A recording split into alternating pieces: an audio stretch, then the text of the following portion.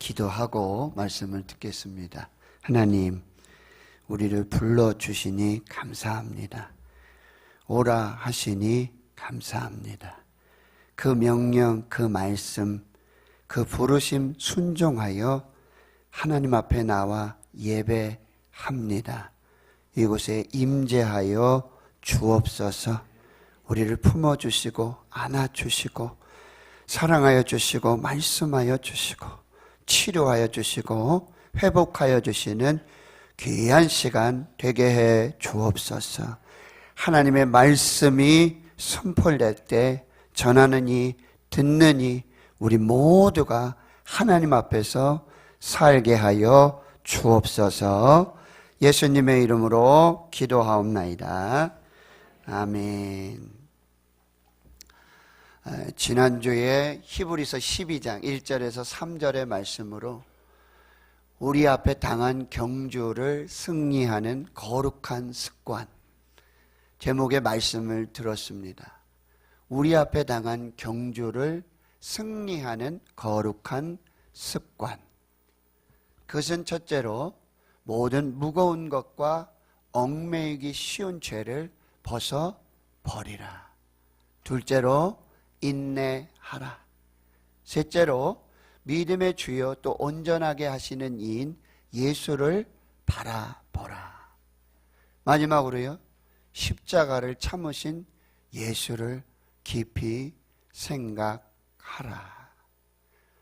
올해 우리 앞에 있는 신앙의 경주, 우리 이제 출발했고 결승선에 도착하게 될 것입니다. 승리를 위한 거룩한 습관을 가지라고 말씀해 주셨습니다. 마지막 승리하고 하나님께 영광을 올려드리고 은혜와 복을 받는 저와 여러분이 되실 수 있기를 축원합니다. 오늘 본문은 예수님이 습관을 따라서 감람산 겟세마네 동산에서 기도하셨음을 말씀해 주고 있습니다. 여기서 습관이라고 하는 단어 헬라어는 에토스라고 말하고 있습니다. 그 의미는 반복해서 행하는 것. 습관, 에토스, 반복해서 행하는 것. 오늘 본문에서는 예수님의 반복적인 행동을 의미하는 의미로 쓰여지게 되었습니다. 누가복음에서 보여주는 예수님의 중요한 습관 중에 하나가 기도였습니다. 이 누가복음은 다른 복음서보다도 예수님이 홀로 기도하시는 모습을 강조해 주고 있습니다. 예수님은 요단강에서 세례 요한으로부터 세례를 받으셨습니다. 그런데 다른 복음서에는 그런 얘기가 없는데요. 유독 누가복음에만 세례 받으신 후 기도하실 때에 하늘이 열리며 성령이 비둘기 같은 형체로 나타나시고 하늘에서 소리 있어 가로되 이는 내 사랑하는 아들이요 내가 너를 기뻐하노라. 예수님께서 요단강에서 세례 요한에게 세례 받으시고 기도하실 때에 성삼위 하나님께서 출동하시는 그 역사가 나타나게 된 것입니다. 또 예수님이 공생의 초기에 한 마을에서 나병 환자를 고치신 일이 있었습니다. 소문이 퍼지고 퍼져서 수많은 무리가 말씀도 듣고 병도 치유받고자 예수님께 몰려왔습니다. 그런데 예수님은 그 몰려오는 사람들을 피해서 따로 한적한 곳으로 가셔서 기도하셨다라고 누가복음 5장 16절에 말씀하고 있습니다. 예수님은 사람들로부터 오는 인기, 그것에 연연하지 않고 하나님 나라의 사명에 집중하고자 조용한 곳에서 기도하셨습니다. 누가복음 6장에는 예수님이 12제자를 선택하시는 장면이 나와요. 마태복음과 마가복음에도 12제자를 선택하여 그 명단 그 이름을 기록해 주고 있습니다. 그런데 유독 누가복음에서만 이 12제자를 선택하시기 전에 밤이 새도록 기도하셨다라고 기록해 주고 있습니다. 사도들을 세우는 중요한 결정이었습니다. 예수님은 밤이 새도록 하나님께 기도하시고 12제자를 선택하여 불러주셨습니다. 그런데 이 전통은 사도행전 초대교회로 이어져서 이 죽은 가롯 유다를 대신해서 사도들의 자리 한 자리를 다시 세우게 될 때 마띠아를 위해서 기도하고 그리고 제비 뽑아서 마띠아를 얻어 12사도의 수에 가입시키는 것이죠. 사도행전 6장에 가면 헬라파 과부들과 히브리파 과부들이 구제 때문에 교회 안에 문제가 발생했을 때 사도들은 모든 성도들을 불러 모아 기도하게 하고 성령과 지혜가 충만한 믿음의 사람 7사람을 택하여 제자로 집사로 세우게 되는 일들이 있게 돼요. 사도행전 13장에 가보아도 교회는 선교사를 파송하기 위해서 그들을 따로 구별하고 기도하고 안수해서 그들을 선교사로 파송하는 그런 장면들이 있게 되는 것입니다. 또 예수님은 이 누가복음 6장에 오병이어의 기적 사건 이후 오병이어의 기적 사건 이후 어떤 일이 벌어지냐면 무리들이 예수님을 붙잡습니다. 자신들의 왕으로 삼기 위해서.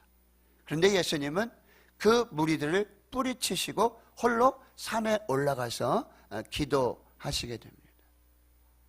또 베드로와 야고보와 요한 이 세 제자를 따로 데리시고 기도하러 산에 올라가십니다. 기도하실 때의 모양이 변화하십니다. 그래서 십자가의 죽음과 부활의 사건들을 말씀해 주시고 자신이 받으실 고난을 위하여 기도로 준비하시는 예수님의 모습을 보여주고 있는 것입니다. 예수님은요, 십자가 위에서도 기도하셨습니다. 예수님은 생애 마지막까지 기도를 하셨고 기도를 남겨주셨습니다. 이처럼 예수님의 기도는 그의 사명 수행의 핵심 위치를 차지하고 있는 것입니다. 예수님을 한마디로 정의한다면 그는 기도의 사람이었습니다. 예수님의 삶은 기도로 시작해서 기도로 마치신 삶이었고 예수님은 장소와 시간을 따로 구별하여 정하셔서 기도하시는 습관을 가지고 계셨습니다. 그리고 제자들에게 기도를 가르쳐 주셨습니다. 우리는 기도를 배우는 자의 입장에서 이 예수님의 기도를 배워야 하고 예수님의 기도의 삶과 내용, 그 기도의 자세를 배워야 하는 것입니다. 우리는 이제 제자들이 예수님께 기도했던 것처럼 주여, 요한이 자기 제자들에게 기도를 가르쳐 주신 것처럼 우리에게도 기도를 가르쳐 주옵소서. 이 기도를 드려야 하는 것입니다. 오늘 본문에서 예수님께서는 감람산, 겟세마네 동산, 십자가를 앞에 두고 그 사탄의 유혹과 시험 앞에서 무릎을 꿇고 애쓰고 힘써서 더 간절히 기도할 때 땀방울이 핏방울이 되어 떨어지는 것 같은 그 간절한 기도를 우리에게 보여주시고 가르쳐 주시는 것입니다. 여러분, 성화에서 보면 이렇게 바위가 하나 있고 예수님이 거기에 이렇게 지그시 이렇게 기도하시는 장면을 여러분이 보셨을 거예요. 근데 겟세마네 기도는 그런 낭만적인 기도가 아니에요. 그런 평화로운 기도가 아니에요. 십자가 앞에서 사탄의 유혹과 시험 앞에서 자신에게 다가오는 십자가, 임박한 죽음을 앞두고 앞으로 갈 수 없고 뒤로 갈 수 없고 좌로 우로 피할 수 없는 그 하나님의 진노의 잔 앞에서 예수님은 기도로 사투를 벌이신 것입니다. 진액을 다 쏟아서 하나님 앞에 기도하신 것입니다. 그 기도의 의미를 오늘 살펴보기를 원합니다.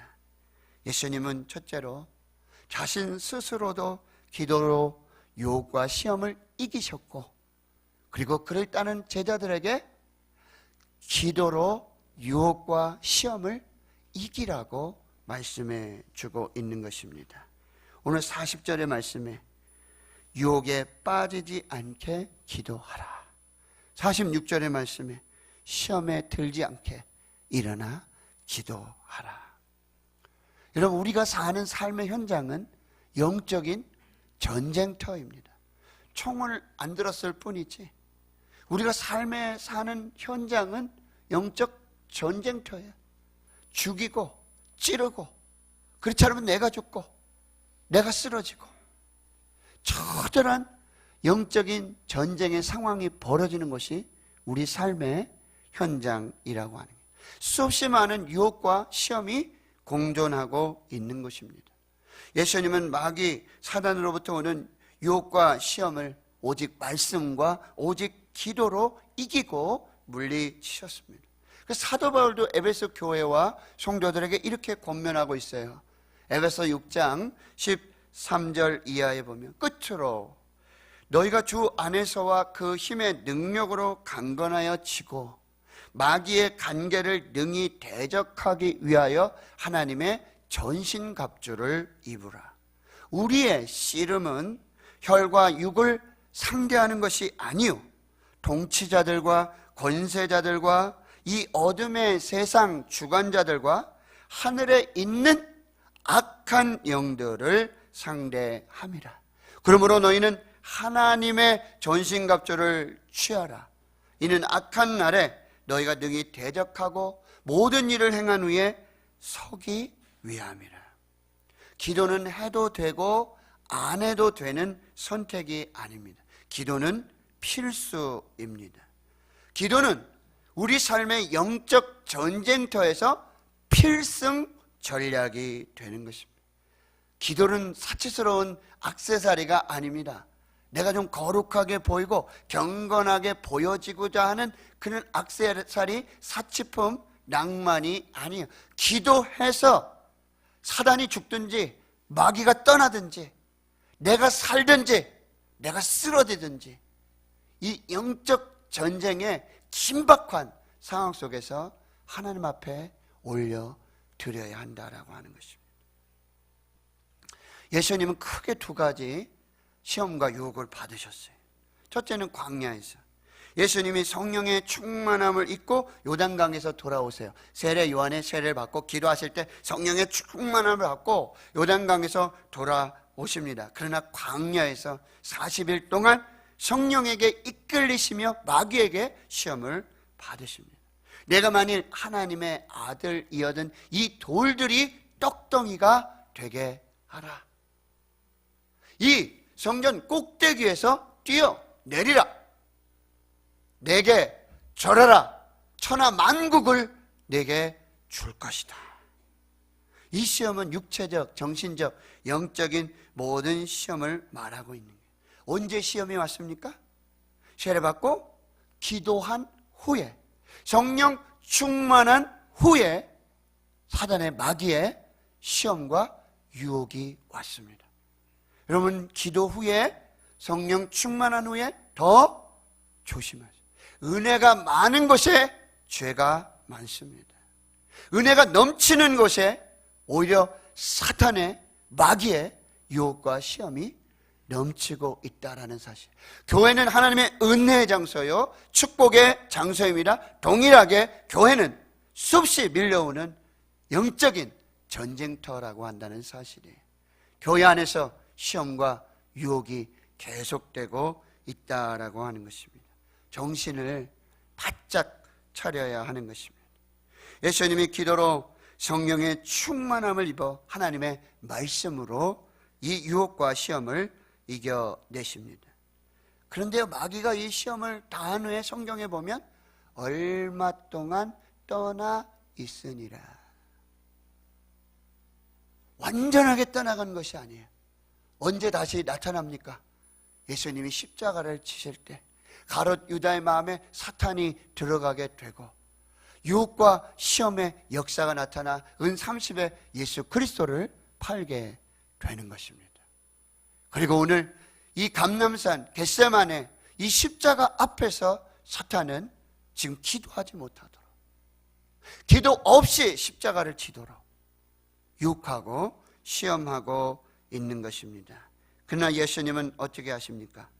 내 뜻대로 마옵시고 아버지의 뜻대로 되기를 원합니다.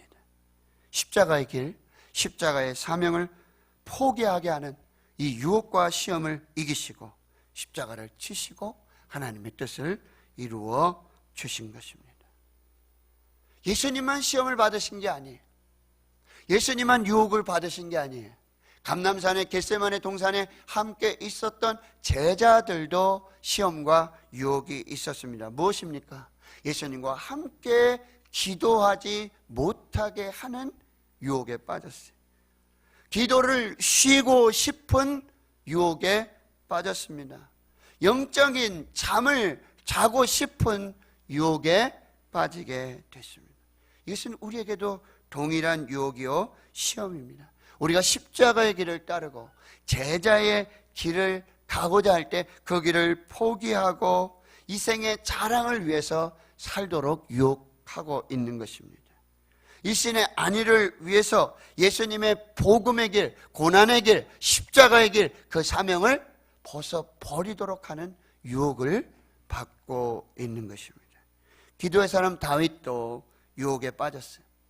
시험이 있었습니다. 충신 우리아의 아내 밧세바를 간음하게 되고 요압을 시켜서 우리아를 죽이도록 살인 교사하는 그 놀라운 역사가 나타나게 되는 것입니다.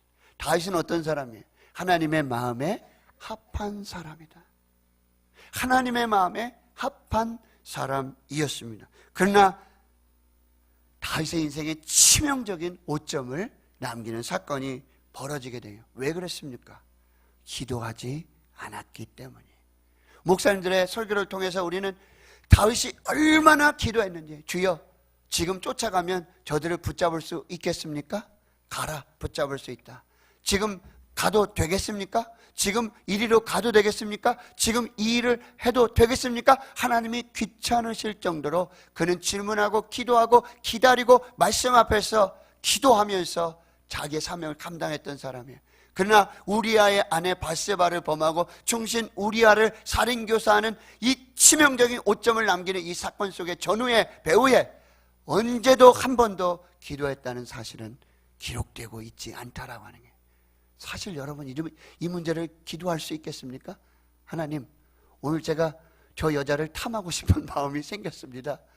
그렇게 해도 되겠습니까? 이 기도를 드릴 수 있겠어요? 사실 죄는 기도하지 못하게 만드는 거예요. 기도하지 못하고 기도하지 않으면 우리는 얼마든지 시험과 유혹에 빠지게 될 수 있다라고 하네요. 요즘 연일 대형 화재 사건이 뉴스를 타고 있지 않습니까? 제천에서 또 밀양에서 또 대구에서도 있었고요. 어제는 제가 치료받았던 연대 세브란스에서 화재가 있었습니다. 그 본관 3층 늘 다니던 곳이에요. 거기 화재가 났어요. 300명 이상이 대피하고 그러나 2시간 만에 정말 진압이 되고 완전 소화가 돼서 사람의 생명은 한 사람도 위험하지 않는, 저는 참 놀라운 영적 진리를 발견했어요. 역시 초인류와 인류와 2류, 3류는 역시 다르구나. 화재 발생할 수 있지요. 그렇다면 그것을 예방하고 그것을 교육하고 훈련하고 매뉴얼에 따라서 질서 있게 그렇게 진압하고 스프링클러 쫙. 여러분, 좋은 교회와 흔들리는 교회, 약한 교회의 차이점 무엇입니까? 문제가 있습니다. 시험이 있습니다. 유혹이 다 있습니다. 그때 어떻게 합니까? 사랑의 스프링클러가 작동하는 거예요. 사랑은 허다한 죄를 덮느니라. 기도의 스프링클러가 작동하는 거예요. 기도해서 그 사탄의 마귀의 유혹과 시험을 완전하게 한 번에 진압시켜버리는 것이죠. 깨끗하게. 그 외에는 문제가 있을 수 있습니다. 유혹이 있고 시험이 있습니다. 그때에 기도해야 한다는 것입니다. 기도할 때 하나님의 영적인 권세가 살아나는 것이고, 기도했을 때 유혹과 시험들이 떠나가게 될 줄을 믿습니다. 마귀를 대적하라. 그러면 너희를 떠나가리라. 할렐루야. 우리 기도해야 돼. 우리를 시험에 들게 하지 마시옵고 다만 악에서 구하시옵소서. 이것이 겟세마네 기도의 첫 번째 의미가 되는 것입니다. 둘째로 예수님의 겟세마네 동산의 기도는 자기 부인의 기도였습니다. 예수님의 기도는 자기의 뜻을 죽이는 기도였습니다. 그리고 하나님의 뜻을 세우는 기도였습니다. 아버지여, 만일 아버지의 뜻이거든 이 잔을 내게서 옮기시옵소서. 그러나 내 원대로 마시옵고 아버지의 원대로 되기를 원하나이다. 예수님은 인간의 죄에 대한 하나님의 진노의 잔을 옮겨달라고 기도하고 계십니다. 예수님의 기도는 십자가 앞에서 임박한 자신의 죽음을 피할 길을 하나님 아버지께 묻고 있는 것입니다. 그러나 예수님은 마지막까지 오직 하나님의 뜻, 하나님 아버지의 뜻을 구하고 있는 것입니다. 예수 그리스도가 십자가의 죽음을 통해서, 그 부활을 통해서 하나님의 나라를 세우는 것이 하나님의 구속 계획임을 놓치지 않고 있다라는 사실이, 예수님은 자신의 간절한 소원보다 하나님의 구속 계획이 성취되고 이루어지기를 기도하고 있다는 사실, 예수님의 이 위대한 기도, 예수님의 기도는 완전한 예배요, 완전한 헌신이 되는 것입니다. 여러분, 요즘 나라도 정치도 국민들도 교회도 모든 사람들이 얼마나 시끄러운지 몰라요. 싸워요. 성경은 두세 사람이 모이면 뭐하라고? 기도하라고. 근데 세상은 두세 사람이 모이면 뭐 한다고요? 싸우고 다투고 있어요. 왜 싸우는 것일까요? 왜 다투는 것일까요? 왜 그렇게 시끄럽습니까? 멀리 갈 필요도 없어요. 크게 나라를 생각해 볼 필요도 없어요. 우리 가정에서 남편과 아내가 싸우죠. 자녀들하고 싸워요. 왜 그렇게 시끄러우냐 말이에요. 왜 나는 드라마 보겠다고 그러는데 왜 스포츠를 보냐 말이에요. 싸우는 이유는 단 한 가지예요. 뭐예요? 자기 뜻을 고집하기 때문에 그래요. 다 자기 마음대로 하고 싶은 거예요. 내 뜻이 최고여야 되고 내 뜻대로 되어야 완전하다는 얘기예요.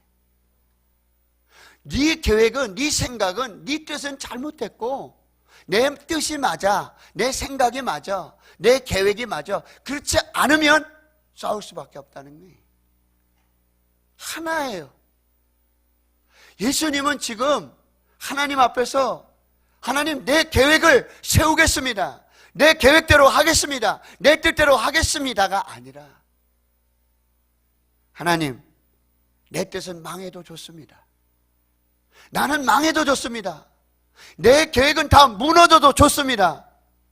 그러나 하나님의 계획이 서게 해 주십시오. 하나님의 뜻이 세워지게 해 주시옵소서. 하나님의 영광만 드러나게 해 주시옵소서. 이것이 예수님의 기도라는 거예요. 안산제일교회 원로 목사님이신 고훈 목사님께서 저를 주례해 주셨어요. 그래서 결혼 후에 인사를 드리러 갔어요. 감사합니다. 그리고는 뭐 이 얘기 저 얘기 하시면서 그럼 앞으로 뭐 할 건가? 예, 저는 이제 신학대학원 들어가서 목사가 되겠습니다. 주의 일 하겠습니다. 주의 종이 되겠습니다. 그러더니 목사님께서 성경을 꺼내시더니 거기에 글을 쓰셔가지고 저에게 주셨는데, 거기 쓰여진 글이 아생교회사, 아사 즉 교회생. 내가 살면 교회가 죽고 내가 죽으면 교회가 산다. 아생 즉 교회사, 아사 즉 교회생. 내가 살면 즉 교회가 죽고 내가 죽어야 교회가 산다. 그 말 잘 이해하지 못했어요. 지금 결혼해서 지금 이제 막 살려고 그러는데 왜 죽음을 얘기하시는가? 조금 그랬습니다. 서운하고 섭섭하기도 했습니다. 그런데 지금 조금 이해가 되고 깨달아지고 있는 것이죠. 고은 목사님의 목회 철학이 무엇이에요? 우리 교회도 부흥에 오셨었잖아요. 십자가를 지고 말씀으로 산다. 십자가 목회. 십자가는 어느 곳이에요? 죽는 거예요. 내가 죽는 곳이 십자가예요. 내가 처절하게 내 자아가, 내 계획이, 내 뜻이 하나님의 뜻에 짓밟히고 처절하게 내가 죽어야 예수가 살고 교회가 살고 하나님이 사는 곳이 십자가예요. 십자가는 누구든지 살아서 갈 수 있는 곳이 아니에요. 십자가는 내가 죽는 곳이다. 예수가 사는 곳이다. 하나님이 사는 곳이 십자가가 되는 곳입니다. 예수님 말씀하시는 게 아무든지 나를 따라오려거든 자기를 부인하고 자기 십자가를 지고 나를 따를 것이니라. 이것이 예수님의 기도였어요. 세 번째 예수님의 기도는 간절한 기도였어요. 또한 지속적인 기도였다는 게, 여러분 41절 44절에 예수님은 어떻게 기도하신다고요? 기도의 자세가 나오는데 그들을 떠나 돌 던질 만큼 가서 무릎을 꿇고 기도하셨다. 44절에 예수께서 힘쓰고 애써 더욱 간절히 기도하셨다. 그래서 땀방울이 떨어지는 핏방울 같이 되는 그 역사가 있었어요. 여기 41절과 44절에 기도라는 단어가 쓰여지고 있죠. 무릎을 꿇고 기도하셨다. 그리고 힘쓰고 애써 더욱 간절히 기도하셨다. 이 기도라는 단어가 미완료 시제예요. 미완료. 완료되지 않았다는 게 계속 진행이 된다라는 얘기예요. 계속해서 기도하셨다라는 얘기예요. 여러분, 마태복음의 동일한 사건을 얘기하시면서 예수님은 어떻게 한다고요? 세 번째로, 세 번씩이나 동일한 말씀으로 기도. 3은 완전수. 이건 계속해서 지속적으로 기도했다라는 말씀이고요. 그리고 여러분이 40절에 보시면 유혹에 빠지지 않게 기도하라. 46절에 시험에 들지 않게 일어나 기도하라. 여기도 기도하라라는 단어가 쓰였는데 이 기도하라는 역시 현재 명령형입니다.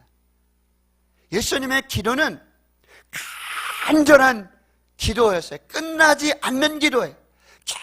계속해서 지속적으로 하나님께 기도하는 것이고, 그리고 그를 따르는 제자들에게도 말씀하시는 거예요. 간절하게 계속해서 지속적으로 끊임없이 중단 없이 기도하라고 말씀드렸죠. 시험은 한 번으로 끝나는 게 아니에요. 사탄은 계속해서 유혹하고 시험하고 있는 거예요. 그것을 기도로 물리치기 위해서는 우리는 기도를 쉬는 죄를 범해서는 안 된다라는 말씀이에요. 예수님의 이 간절하고 지속적인 기도는 누가복음 18장 과부와 재판관의 비유에서 말씀해 주고 있어요. 그 비유의 목적을 분명하게 말씀해 주세요. 예수께서 그들에게 항상 기도하고 낙심하지 말아야 될 것을 비유로 말씀하셔요. 불의한 재판장이라도 간절하고 지속적인 과부의 요청을 들어주는데 하물며 자비로운 하나님 아버지께서 밤낮 부르짖는 그 택한 자의 기도를 듣지 않으시겠냐라고 말씀해 주고 계신다는 거예요. 그것을 믿음이라고 그러는 거예요. 포기하지 않고 낙심하지 않고 지치지 않고 지속해서 계속해서 중단 없이 하나님 앞에 나아가고 찾고 구하고 기도하는, 두드리는, 이것이 믿음이다. 믿음으로 기도하라. 열왕기상의 18장에 엘리야가 갈멜산 꼭대기에 기도하는데 그 자세가 어떻다고요? 땅에 꿇어 엎드려 그 얼굴을 무릎 사이에 넣고 기도해요. 7번씩이나 반복해서 지속적으로 기도하고 있어요. 야고보서는 이 기도의 사람 엘리야를 이렇게 말하고 있죠. 엘리야는 우리와 성경이 같은 사람인데 그가 비가 오지 않기를 간절히 기도한 적 3년 6개월 동안 비가 안 왔다. 한 번 기도하니까 3년 6개월 비가 안 온 것이 아니에요. 그는 매일매일 하나님 앞에 지속적으로 간절하게 기도했던 것입니다. 간절하게 지속적으로 3년 6개월 비가 안 왔어요. 그런데 다시 기도하니 하늘이 열리고 비를 내려주셨다. 하늘문을 열고 닫는 기도의 핵심은 뭐예요? 간절한 기도, 지속적인 기도라고 한다는 거예요. 쉬지 말고 기도하라. 기도를 계속하고 감사함으로 깨어 있으라. 사랑하는 성도 여러분, 간절하게 지속적으로 올 한 해 기도하실 수 있기를 축원합니다. 반드시 하늘의 문이 열려질 줄 믿습니다. 은혜와 축복의 소낙비가 내려질 줄 믿습니다. 그 기도하는 자들이 하나님의 영광을 보게 될 줄을 믿습니다. 2016년 1월 14일 제가 병원에 들어간 지 이틀째 되는 날, 저는 목회일기, 병상일기 이렇게 쓰고 있습니다. 미국에서 목회하는 동기 목사는 나의 소식을 페이스북으로 듣고 바로 무릎을 꿇고 기도하였다는 연락을 주었다. 감사하다. 두 종류의 사람이 있다. 인생의 거센 바람, 폭풍을 만났을 때 맞아서 서서 걸어가는 사람이 있다. 너무 힘들다. 전진은 거의 불가능하다. 그러나 무릎을 꿇고 일단 자세를 낮추고 그리고 한 번 더 완전히 땅바닥에 부복하여 자신의 몸을 밀착시키면 바람도 쓰러뜨리지 못한다. 바람에 쓰러졌고 죽은 것 같지만 실상은 넉넉한 힘으로 거뜬히 바람을 이기고 살아있는 것이다. 가끔 태풍에 쓰러지는 고목들을 본다. 원인은 꼿꼿하게 서 있기 때문이었다. 그러나 태풍에도 살아있는 것들이 있다. 부드러운 갈대다. 이리저리 흔들리고 휘청거리지만 부러지지 않는다. 태풍과 함께 바람의 리듬을 맞춰 춤을 추는 것이다. 너무너무 감사한 것은 하나님은 상한 갈대도 꺾지 않으신다는 것이다. 무릎을 꿇고 엎드려서 죽은 자와 같이 살았지만 인생의 고난의 풍파를 이긴 사람이 있다. 모세다, 엘리야다, 다니엘이다, 에스라, 느헤미야다. 그리고 우리 주님이시다. 나도 이제 무릎을 꿇고 완전히 엎드려 부복하여 인생의 폭풍 바람이 지나가까지 하나님 앞에 있기를 기도한다. 저는 그날 이 찬양을 올려드렸어요. 찬송가 400장. 험한 시온 물속에서 나를 건져주시고 노한 풍랑 지나도록 나를 숨겨주소서.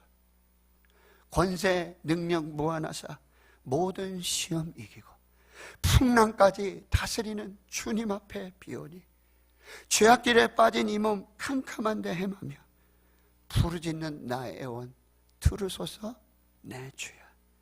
주여 나를 돌아보사 호히 품어 주시고 험한 풍파 지나도록 나를 숨겨 주소서. 이것이 겟세마네 동산의 예수님의 기도예요. 십자가 앞에서, 시험과 유혹 앞에서 감람산 겟세마네 동산에 무릎을 꿇고 죽은 자와 같이 부복하여 엎드려 기도하신 예수님은 기도 후에 평안함 속에 담대함으로 체포되고 결박을 당하시고 십자가를 지십니다. 기도하신 대로 하나님의 뜻을 이루십니다. 그러나 예수님과 함께 기도하지 못하고 깨어있지 못하고 시험과 유혹에 빠져서 영적인 잠에 빠져있던 제자들은 충동적인 사람이 돼요. 칼을 의지하는 사람이 되고 기분대로 감정대로 자기 뜻대로 살다가 십자가를 버리고 예수도 버리는 사람이 되는 것입니다. 사랑하는 대거 신흥교회 성도 여러분, 지금 고난 중에 계십니까? 지금 십자가 앞에 계십니까? 끊임없이 밀려오는 계속하는 시험과 유혹 앞에 있으십니까? 오늘 겟세마네 동산에 기도하신 예수님을 기억하십시오. 기도로 시험과 유혹을 이기실 수 있기를 축원합니다. 기도로 하나님의 뜻을 이루실 수 있기를 축원합니다. 무릎을 꿇고 간절히 지속적으로 하나님 앞에 기도할 때 하늘의 문이 열리고 이제 시작되는 은혜와 축복의 단비가 계속될 줄을 믿습니다. 믿습니다. 기도하겠습니다. 하나님, 부족한 종이 주의 말씀을 증거했습니다. 말씀을 듣는 그 사람 살게 해 주시옵소서. 말씀을 들은 그 사람 축복의 사람 되게 해 주옵소서. 예수님의 이름으로 기도하옵나이다. 아멘.